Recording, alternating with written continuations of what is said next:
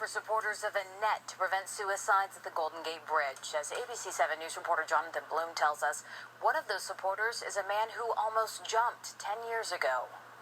Every day, thousands flock to the Golden Gate Bridge, but to the trained eye, a few of them stand out. They don't have a camera with them.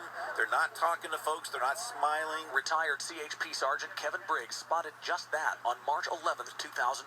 I don't know exactly what brought me to the bridge. I know I was overwhelmed with depression, and I was ready to end it. Kevin Berthier was 22 at the time. The sergeant called out to him. And he jumped right over that rail, and he landed on a little bitty pipe. And I thought he had gone over. I thought I was going too. What happened? I grabbed the railing.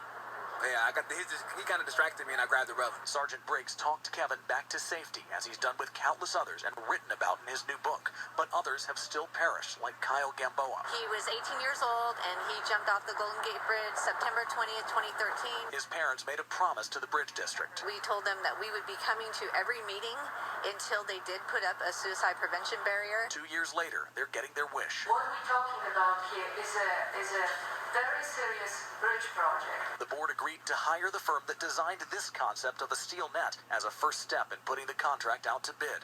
The net could be finished in 3.5 years. I am overjoyed today. That board gave me some of the best news that I've heard in a long time. Though a few have survived it, the more than 200-foot fall to the water's surface is nearly always fatal. The net will be a 20-foot fall.